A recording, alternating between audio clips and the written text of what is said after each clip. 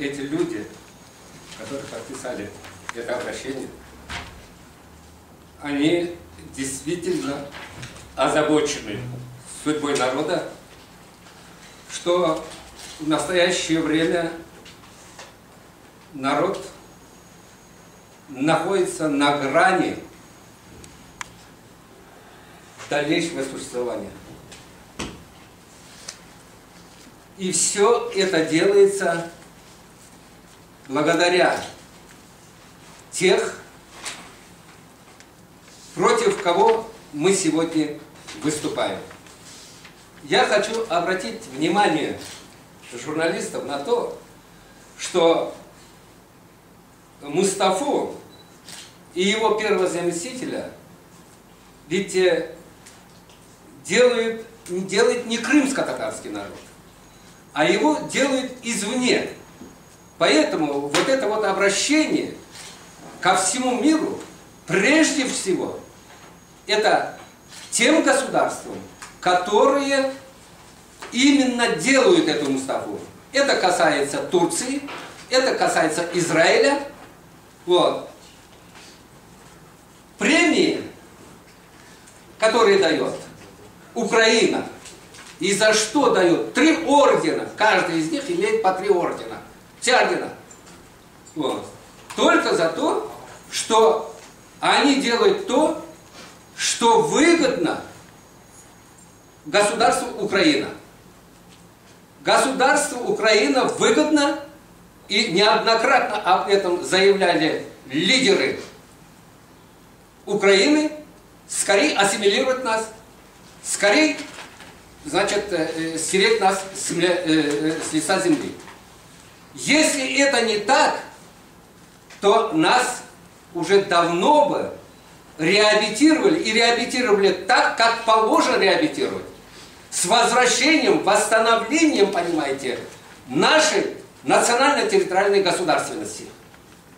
Но до этих пор, в течение 20 лет независимости Украины, ни одного положительного указа, приказа, постановления Украина не сделала в отношении крымских татар.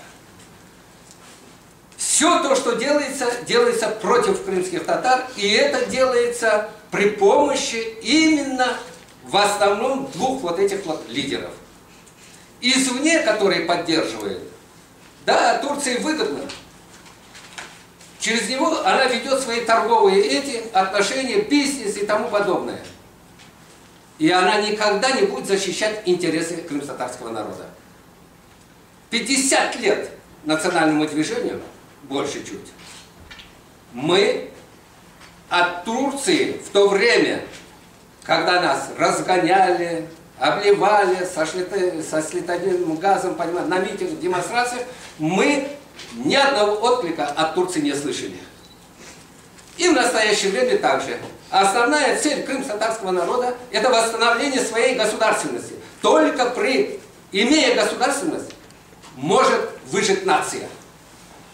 Украина, Турция, ни одного слова в отношении этого нигде не говорят. Точно так же, как не говорят это так называемые пресловутые лидеры. Почему? Потому что они сидят в этих креслах, сидят в настоящее время в этих креслах, законодательных креслах, которые запрещают заявлять об этом. А почему запрещает? Вы все знаете, что государство Украина унитарное государство. И первое предательство именно Мустафы и Рифата Чубарова является, когда провозгласили эту государственность. Унитарное государство. Они должны были сразу призвать народ, встать, выйти на улицы, вот, и показать, что Украина обязана нам больше, чем кто-либо. Даже больше, чем Россия.